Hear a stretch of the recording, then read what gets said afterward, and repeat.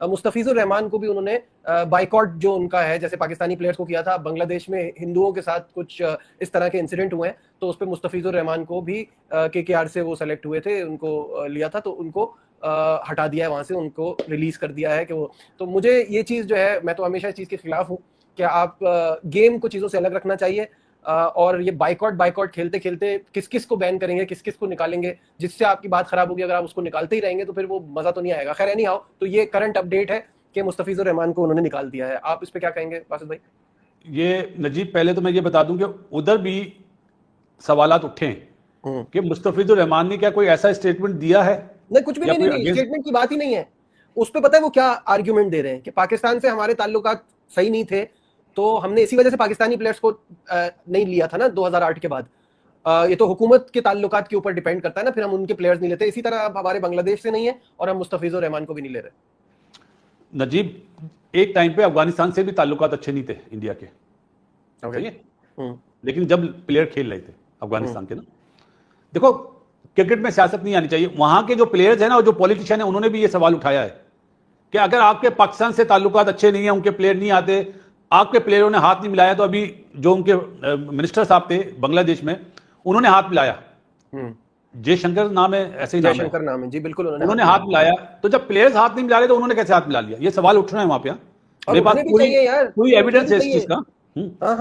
और जहां तक बात है मुस्तफिजुर की, तो मुझे लगता है कि बांग्लादेश, मैं आने वाले टाइम का बता देता हूं भाई, जो मेरे जहन में आता है ना, जो दिमाग में बात बैठती है, मुझे लगता है कि बांग्लादेश भी अपने मैच श्रीलंका में खेलेगा। हाँ, तो जाहिर है जब इस तरह की सिचुएशन बन जाएगी तो यही होगा आगे। मैं भी आज यही सोच रहा था कि जब ये सीन हुआ है तो इसके बाद आगे ये वाला भी होगा। इंडिया में क्योंकि वर्ल्ड कप हो रहा है और बहुत सारी चीजें आने वाले दिनों में होनी है, तो ये अच्छा साइन नहीं है। माना पाकिस्तान से इंडिया के ताल्लुकात कभी भी सही नहीं रहते, लेकिन दूसरे मुल्कों के साथ भी ऐसा हुआ तो ये आवाज बहुत दूर तक जाएगी, जो मुझे लगता है। इसमें फिर ऑस्ट्रेलियन बोर्ड भी इन्वॉल्व होंगे, गोरे भी इन्वॉल्व होंगे, दूसरे लोग भी इन्वॉल्व होंगे, तो ऐसी चीज नहीं होनी चाहिए। मुस्तफिजुर बहुत शरीफ लड़का है यार, बॉलर भी बहुत मासूम है बेचारा, वो परफॉर्मर बहुत बड़ा है, तो ऐसा नहीं होना चाहिए था। और जाहिर है माइनॉरिटीज के साथ तो कहीं भी, चाहे वो इंडिया में मुसलमानों के साथ, क्रिश्चियंस के साथ, अभी हमने क्रिसमस पर भी देखा, या बांग्लादेश में हिंदुओं के साथ, ये सब चीजें ऑब्वियसली जहां भी हो रही है। बांग्लादेश की आपको मैं हकीकत बताऊं, देखो यार, जो मुझे, अब मैं अमूमन में सियासत पे बात करता नहीं हूं क्योंकि मेरा टॉपिक नहीं है। जाहिर है बांग्लादेश में एक मैप बना जिसमें कुछ इलाके इंडिया के बांग्लादेश के मैप में दिखाए गए। जिस लड़के ने ऑर्गेनाइजेशन, वो तालिबे इल्म था, एक यूनिवर्सिटी का हेड था, उसका हो जाता है मर्डर। ये हकीकत बता रहा हूं, उसका मर्डर हो जाता है, इल्जाम लग जाता है कि जी हिंदुओं ने मारा, हिंदुओं के घर जला दिए जाते हैं। ये हकीकत ये हुई है, इसकी वजह से मुस्तफिजुर को नहीं रखा गया। हमें जिस बारे में कोई ऐसी इंफॉर्मेशन है नहीं है, हमें नहीं पता, बट मुझे ऐसा लगता है ये चीज खेल से हमेशा दूर रहनी चाहिए।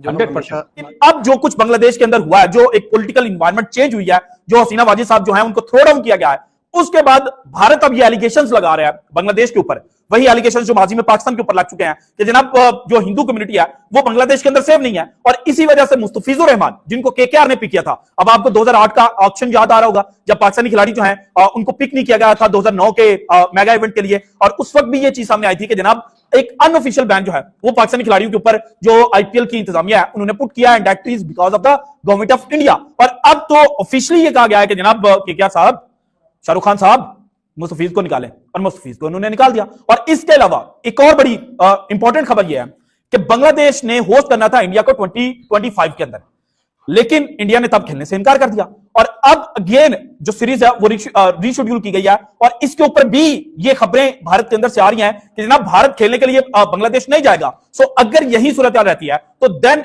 जो बांग्लादेश है वो भी फिर आईसीसी को कह सकता है कि जनाब इंडिया पाकिस्तान खेलने के लिए नहीं गया था, तो आपने चैंपियंस ट्रॉफी हाइब्रिड मॉडल पर करवाई थी, और अब तो वैसे ही दो कंट्रीज जो हैं वो वर्ल्ड कप को होस्ट कर रहे हैं, सो आप हमारे मैचेस जो हैं वो इंडिया के अंदर ना रखें। और अगर ऐसा हो जाता है तो फिर भाईजान जो आईपीएल और पैसे की वजह से कहते हैं ना कि आईसीसी हमारे सामने झुका हुआ है, इनको लेने के देने पड़ जाएंगे। जिस तरह से अभी T20 वर्ल्ड कप में हुआ है ना कि अगर पाकिस्तान सेमीफाइनल या फाइनल में पहुंचा तो फिर मैचेस इंडिया के अंदर नहीं होंगे, जो फाइनल मेगा मैचेस हैं वो outside of India in Sri Lanka होंगे, अगर पाकिस्तान फाइनल में पहुंचता है। सो यही सिनेरियो जो है वो बांग्लादेश भी रिपीट कर सकता है, लेकिन उसके लिए इंपॉर्टेंट यह है कि बांग्लादेश की जो गवर्नमेंट है और बांग्लादेश की जो क्रिकेट बोर्ड है वो स्टेप लें, और वो जनाब ये जो बगावती इंडिया की जानिब से की गई है मुस्तफिज को आईपीएल से बैन करके, इसका बदला जो है वो लें।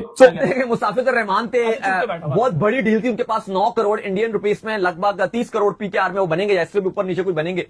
अब हुआ यह कि शाहरुख खान की टीम कोलकाता नाइट राइडर ने उनको लिया हुआ था। शदीद गालियां पड़ रही हैं शाहरुख खान को भी ट्विटर में, इंडिया में लगातार एक हफ्ते से उनको पड़ रही हैं। उनको फैंस जो है, कुछ लोग जो बड़ा अब्यूज कर रहे हैं, गंदे गंदे वर्ड्स लिख रहे हैं।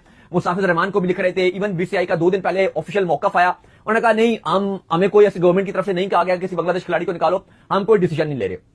अभी एक्स प्रेसिडेंट जो प्राइम मिनिस्टर थी बांग्लादेश की, उनका इंतकाल हुआ था, तो वहां पे हमने देखा कि जो आपके इंडिया के फॉरेन मिनिस्टर हैं वो भी वहां पर गए हुए थे, पाकिस्तान के मिनिस्टर भी वहां पर गए हुए थे। वहां पे हमने देखा कि हाथ भी मिलाया गया, डिस्पाइट के जो क्रिकेटर्स हैं, स्पोर्ट्स है, वहां पे हाथ नहीं मिलाया जाता। उन्होंने मिलाया हाथ, पाकिस्तान की जो एयरफोर्स है उन्होंने, इंडिया की जो एयरफोर्स है उन्होंने आपस में हाथ मिलाया, लेकिन ये सूर्या कुमार यादव नहीं मिलाते, बस वो नहीं मिलाते, बाकी सब मिलाते। और क्रिकेट को, स्पोर्ट्स को दूर रखनी चाहिए। मेन तो उनका कहते हैं एयरफोर्स लड़ाई करती है, जिनकी वजह से मिनिस्टर लड़ाइयां करते हैं वो हाथ मिला रहे थे, जो आपके एयरफोर्स वाले हैं वो हाथ मिला रहे थे, और जो खिलाड़ी जिनका कोई लेना देना ही नहीं है पॉलिटिक्स से, वो सूर्या कुमार यादव कहते हैं भाई मैं नहीं मिलाऊंगा, भाई मैं नहीं मिलाऊंगा।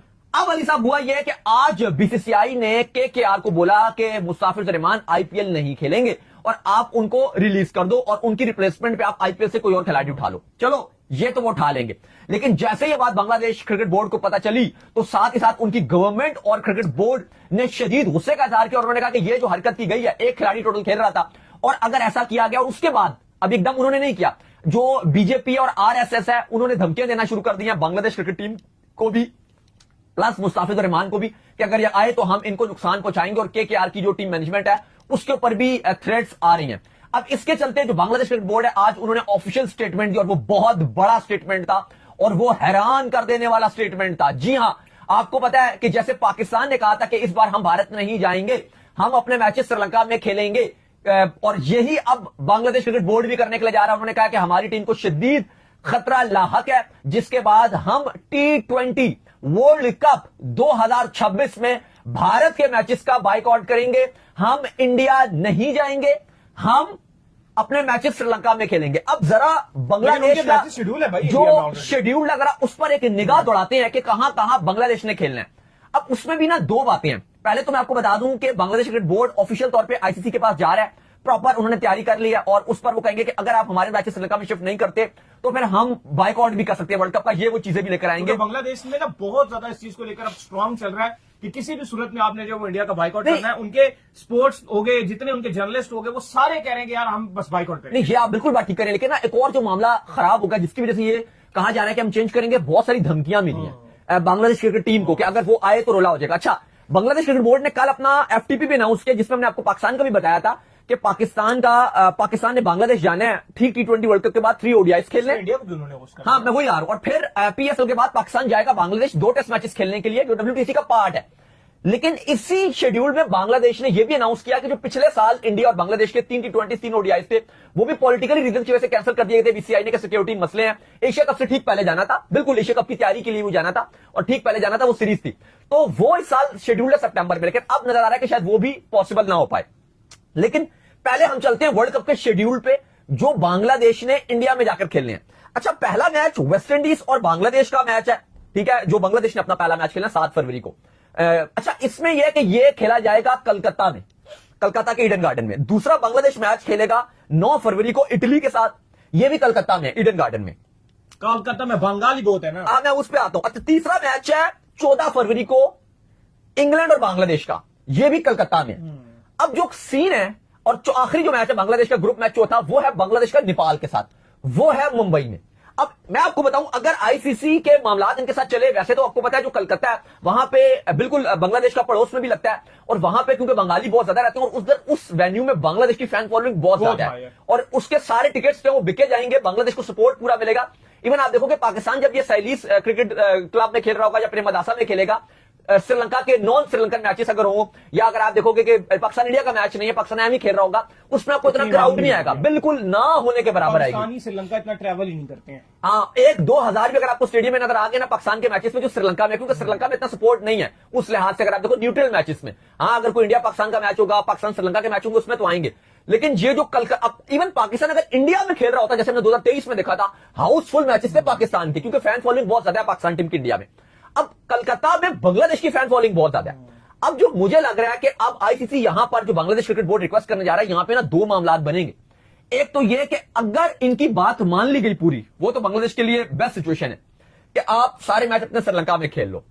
लेकिन बसूरत दीगर अगर यह बात ना मानी गई, एक बात तो कंफर्म नजर आ रही है कि जो इनका आखिरी मैच नेपाल के साथ है बांग्लादेश का, वो है मुंबई में। वो तो नहीं हो पाएगा, मुंबई में नहीं हो सकता, और ना हो सकता है कि उसको पॉसिबल कोलकाता में उसको भी कोलकाता में कर दिया जाएगा, क्योंकि वहां पर तो बांग्लादेश का सपोर्ट भी बहुत है और बांग्लादेश को प्यार भी किया जाता है उनकी टीम को। एक और चीज भी है ना, बांग्लादेश कह रहा है हम आईसीसी के पास जाएंगे, तो आईसीसी का आगे चेयरमैन कौन है? तो नहीं, लेकिन वो जय शाह जरूर है, लेकिन मामला ऐसे हैं कि मुझे लगता है कि मुंबई वाला मैच नहीं हो सकता।